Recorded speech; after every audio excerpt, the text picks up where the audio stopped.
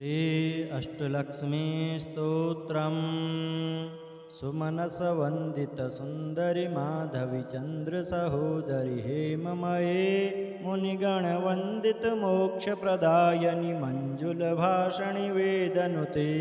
पङ्कजवासिनि देवसुपूजितसद्गुणवर्षणि शान्तियुते जय जय हे मधुसूदन कामिनि आदिलक्ष्मी परिपालय माम् ऐ कलिकल्मषनाशिनि कामिनि वैदिकरूपिणि वेदमये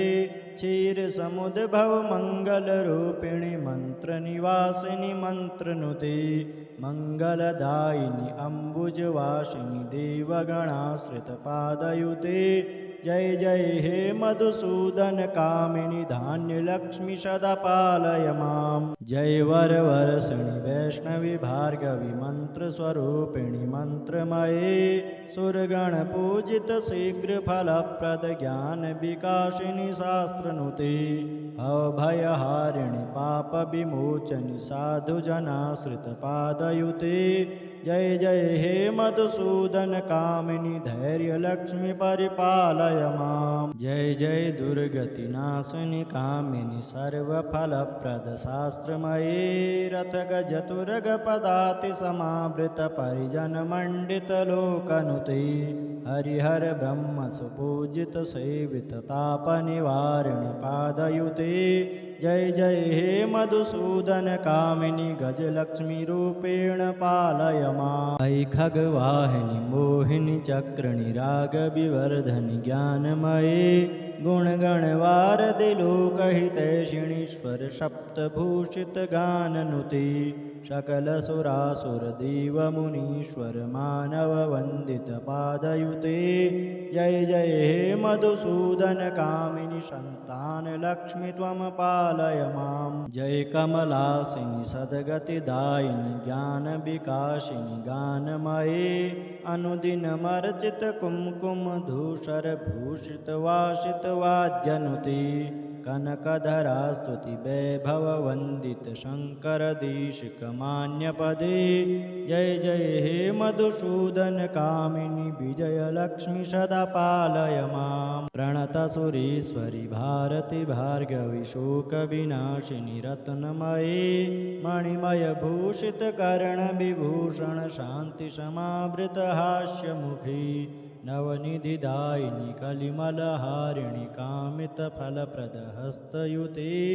जय जय हे मधुसूदन कामिनि विद्यालक्ष्मी सदा पालय माम् धिमि धिमि दिन धिमि धिन धिमि दिन धिमि दुन्दुभिनादसुपूर्णमये घुम घुम घुं घुम घुं घुम घुं घुम शङ्खनिनादसुवाद्यनुते वेदपुराणेतिहाससुपूजित वैदिकमार्गप्रदर्शयुते जय जय हे मधुसूदन कामिनि धनलक्ष्मी रूपेण पालय माम् श्री गणेशाय नमः। अथ श्री सूक्तम्। ॐ हिरण्यवर्णां हरणीं सुवर्णरजतस्रजां चन्द्रां हिरण्यमयीं लक्ष्मीं जातवेदो मावह ताम् आवह जातवेदो लक्ष्मीमनपगामिनीं यस्यां हिरण्यं विन्देयं गामस्वं पुरुषानः अश्वपूर्वां रथमध्यां हस्तिनादप्रबोधिनीं श्रियं देवीमुपहुवे श्रीर्मार्देवी जुषतां कांसोऽस्मितां हिरण्यप्राकाराम् आर्द्रां ज्वलन्तीं तृप्तां तर्पयान्तीं पद्मे स्थितां पद्मवर्णां तामिहोपहवे श्रियां चन्द्रां प्रभासां यशसा ज्वलन्तीं श्रियं लोके देवजुष्टामुदारां तां पद्मिनीमिं शरणमहं प्रपद्ये अलक्ष्मीर्मे नश्यतां त्वां वृणे आदित्यवर्णे तपसोऽधिजातो वनस्पतिस्तौ वृक्षोत बिल्वः तस्य फलानि तपसानुदन्तो मायान्तराया लक्ष्मीः उपैतु मां देवशकः कीर्तिश्च मणिना सह प्रादुर्भूतोऽस्मि राष्ट्रेऽस्मिन् कीर्तिं वृद्धिं ददातु मे क्षुत्पिपाशामलां ज्येष्ठा मलक्ष्मीं नाशयाम्यहम् अभूतिमसमृद्धिं च सर्वा निर्णुद मे ग्रहात् गन्धम् द्वाराम् दुराधरसाम् नित्यपुष्टाम् करीषिणीम् ईश्वरीम् सर्वभूतानाम् तामियोपहवे श्रियाम् मनसः काममाकोतेम् वाचः सत्यमसीमहि पशूनाम् रूपमन्नस्य मयि श्रीः श्रियताम् यशः कर्दमेन प्रजा भूता मयि सम्भव कर्दमा श्रियम् वासय मे कुले मातरम् पद्ममालिनीम् आपः सृजन्तु स्निग्धानि चिक्ली तव समे गृहे निच देवी मातरम् श्रियम् वासय मे कुले आर्द्राम् पुष्करणीम् पुष्टिम् पिङ्गलाम् पद्ममालिनीम् चन्द्राम् हिरण्यमयीम् लक्ष्मीम् जातवेदो मावह आर्द्राम् यः करणीम् यष्टिम् सुवर्णाम् हेममालिनीम् सूर्याम् हिरण्यमयीम् लक्ष्मीम् जातवेदो मावह ताम् आवह जातवेदो लक्ष्मीमनपगामिनीम् यस्याम् हिरण्यम् प्रभूतम् गावो दास्योऽस्मान्विन्देयम् पुरुषानः यः शुचिप्रतो भूत्वा जुर्यादाज्यमन्यः पञ्चदशरचञ्च श्रीकामः सततम् जपेत्। ॐ श्री महालक्ष्म्ये नमः। सुमनस वंदित सुंदरी माधवी चंद्र सहोदरी हेममये मुनिगण वंदित मोक्ष प्रदायनि मंजुल भाषणि वेदनुते पंकजवासिनि देव सुपूजित सद्गुण वर्षणि शांतियुते जय जय हे मधुसूदन कामिनी आदिलक्ष्मी परिपालय माम् ऐकलि कल्मषनाशिनि कामिनी वैदिक रूपिणि वेदमये क्षीर समुद्भव मंगल रूपिणि मंत्र निवासिनि मंत्रनुते मंगलदायिनि अम्बुजवासिनि देवगणाश्रित पादयुते जय जय हे मधुसूदन कामिनी धान्य लक्ष्मी सदा पालय माम् जय वर वर्षणि वैष्णवी भार्गवी मंत्र स्वरूपिणि मंत्रमये सुरगण पूजित शीघ्र फलप्रद ज्ञान विकासिनि शास्त्रनुते अभयहारिणि पाप विमोचनि साधु जनाश्रित पादयुते जय जय हे मधुसूदन कामिनी धैर्य लक्ष्मी परिपालय माम् जय जय दुर्गति नाशिनि कामिनी सर्वफलप्रद शास्त्रमये रथ गज तुरग पदाति समावृत परिजन मंडित लोकनुते हरिहर ब्रह्म सुपूजित सेवित ताप निवारिणि पादयुते जय जय हे मधुसूदन कामिनी गज लक्ष्मी रूपेण पालय माम् ऐ खगवाहिनि मोहिनि चक्रणि राग विवर्धनि ज्ञानमये गुणगण वारदि लोकहितैषिणीश्वर सप्तभूषित गाननुते सकल सुरासुर देव मुनीश्वर मानव वंदित पादयुते जय जय हे मधुसूदन कामिनी संतान लक्ष्मी त्वं पालय माम् जय कमलासिनि सद्गतिदायिनि ज्ञान विकासिनि गानमये अनुदिनमर्चित कुमकुम धूसर भूषित वासित वाद्यनुते कनकधरा स्तुति वैभव वंदित शंकर देशिक मान्य पदे जय जय हे मधुसूदन कामिनी विजय लक्ष्मी सदा पालय माम् प्रणत सुरेश्वरी भारती भार्गवी शोक विनाशिनी रत्नमये मणिमय भूषित कर्ण विभूषण शांति समावृत हास्य मुखी नवनिधिदायिनि कलिमलहारिणि कामित फलप्रद हस्तयुते जय जय हे मधुसूदन कामिनी विद्यालक्ष्मी सदा पालय माम् धिमि धिमि दिन धिमि धिन धिमि दिन धिमि दुन्दुभिनाद सुपूर्णमये घुम घुम घुम घुम घुम घुम घुम घुम शङ्खनिनाद सुवाद्यनुते वेद पुराण इतिहास सुपूजित वैदिक मार्ग प्रदर्शयुते जय जय हे मधुसूदन कामिनी धनलक्ष्मी रूपेण पालय माम् ॐ हिरण्यवर्णां हरणीं सुवर्ण रजतस्रजां चन्द्रां हिरण्यमयीं लक्ष्मीं जातवेदो मावह ताम् आवह जातवेदो लक्ष्मीमनपगामिनीं यस्यां हिरण्यं विन्देयं गामस्वं पुरुषानः अश्वपूर्वामृतमध्याम् हस्तिनादप्रबोधिनीं श्रियं देवीमुपहुवे श्रीर्मार्देवी जुषताम् कांसोऽस्मितां हिरण्यप्राकाराम् आर्द्रां ज्वलन्तीं तृप्तां तर्पयान्तीं पद्मे स्थितां पद्मवर्णां तामिहोपहवे श्रियाम् चन्द्रां प्रभासां यशसा ज्वलन्तीं श्रियं लोके देवजुष्टामुदारां तां पद्मिनीमिं शरणमहं प्रपद्ये अलक्ष्मीर्मे नश्यतां त्वां वृणे आदित्यवर्णे तपसोऽधिजातो वनस्पतिस्तौ वृक्षोत बिल्वः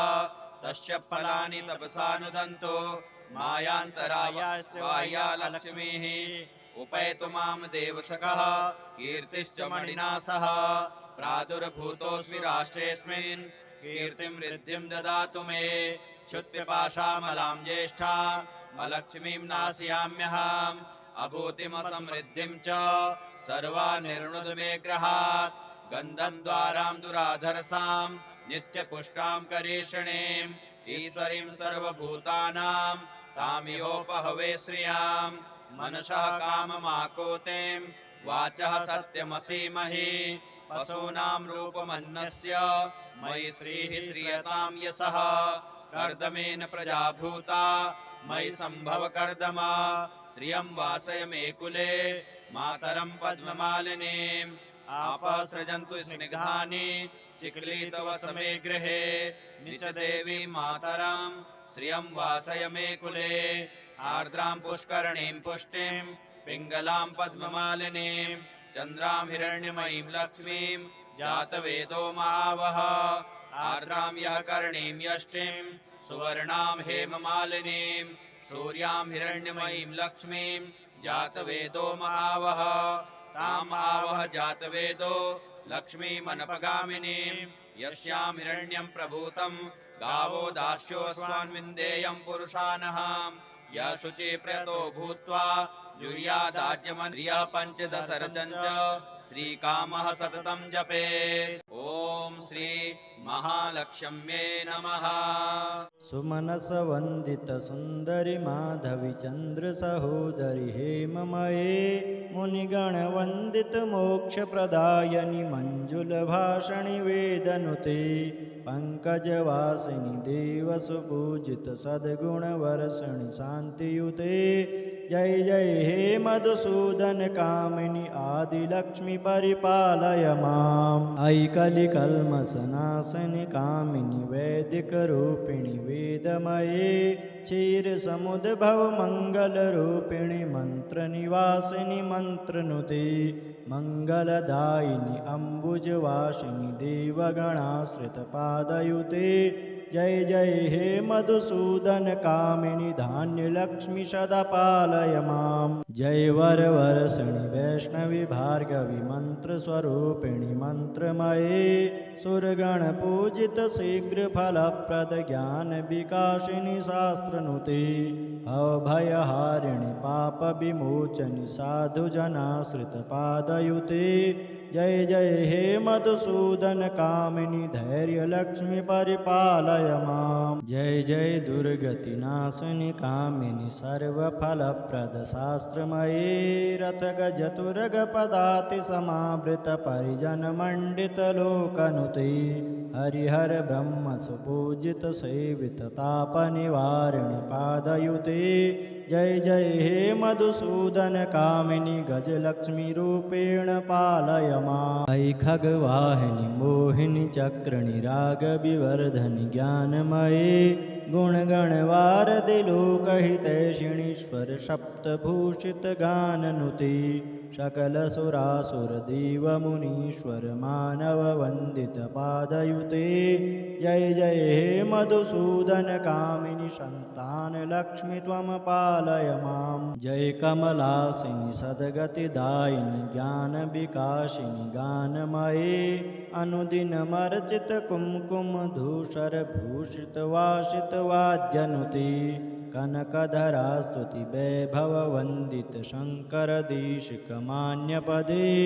जय जय हे मधुसूदन कामिनी विजय लक्ष्मी सदा पालय मां प्रणत सुरेश्वरी भारती भार्गवी शोक विनाशिनी रत्नमयी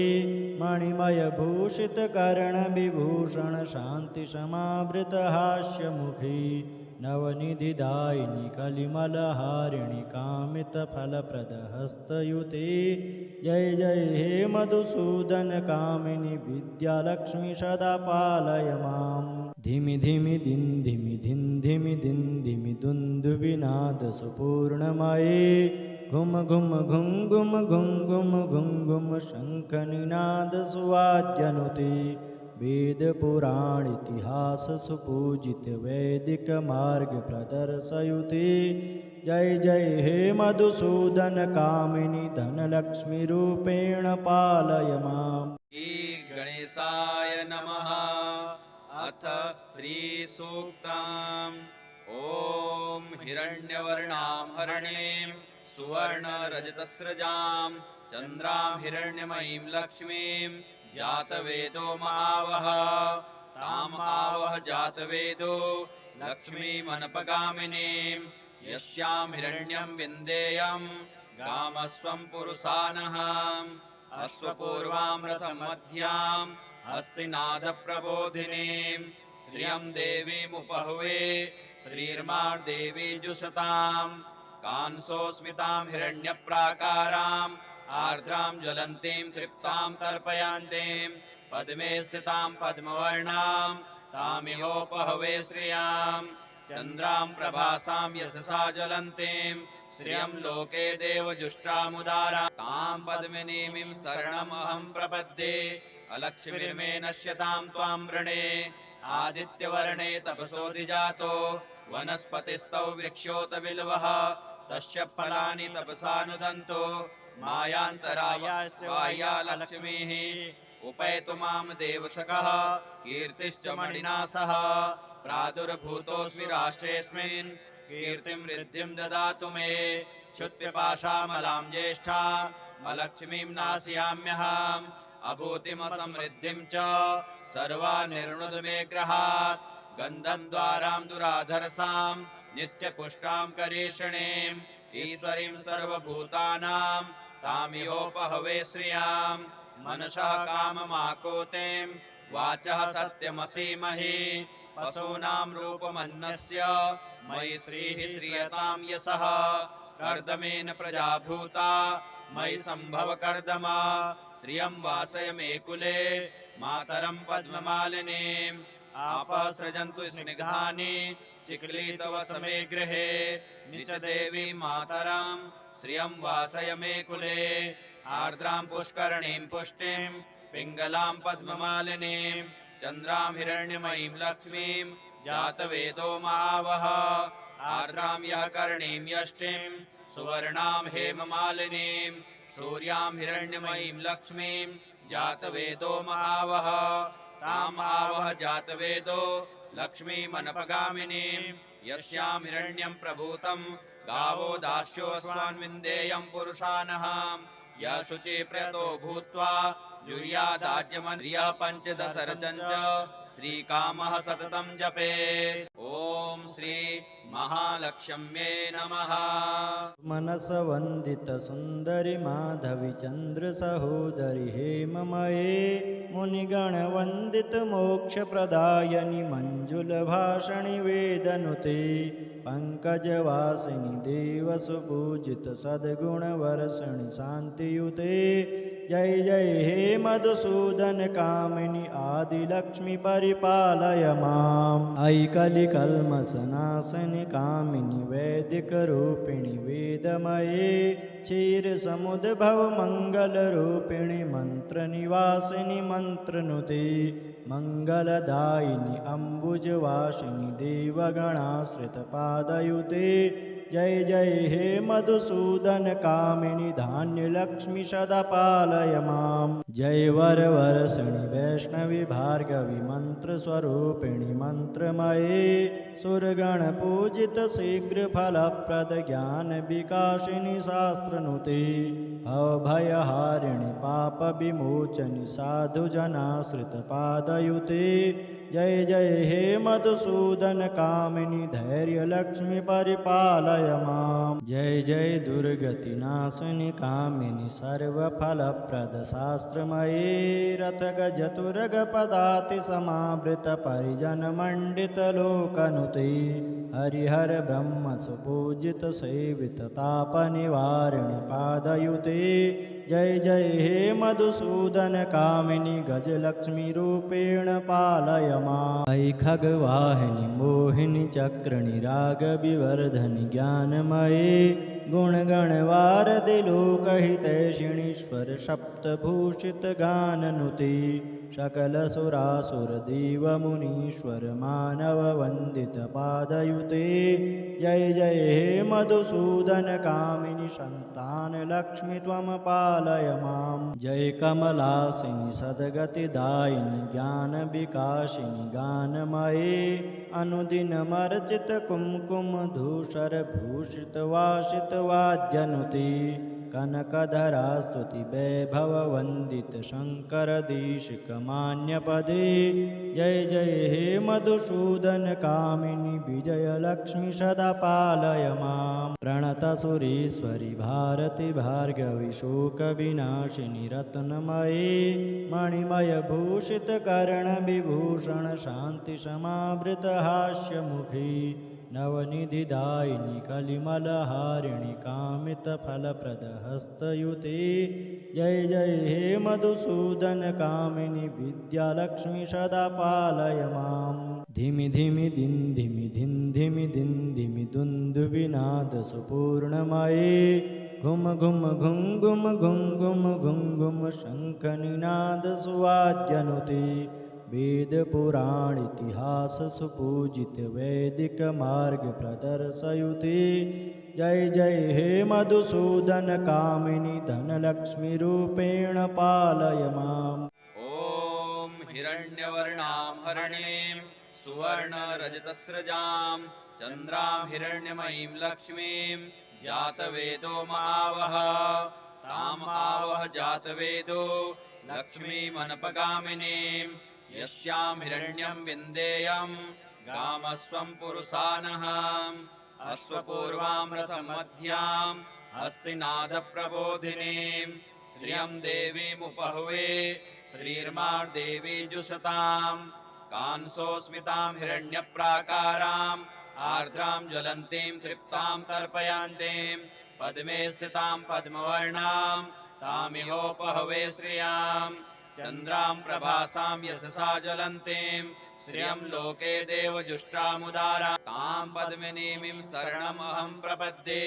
अलक्ष्मीर्मे नश्यतां त्वां वृणे आदित्यवर्णे तपसोऽधिजातो वनस्पतिस्तौ वृक्षोत बिल्वः तस्य फलानि तपसानुदन्तो मायान्तराया लक्ष्मीः उपैतु मां देवशकः कीर्तिश्च मणिना सह प्रादुर्भूतोऽस्मि राष्ट्रेऽस्मिन् कीर्तिं वृद्धिं ददातु मे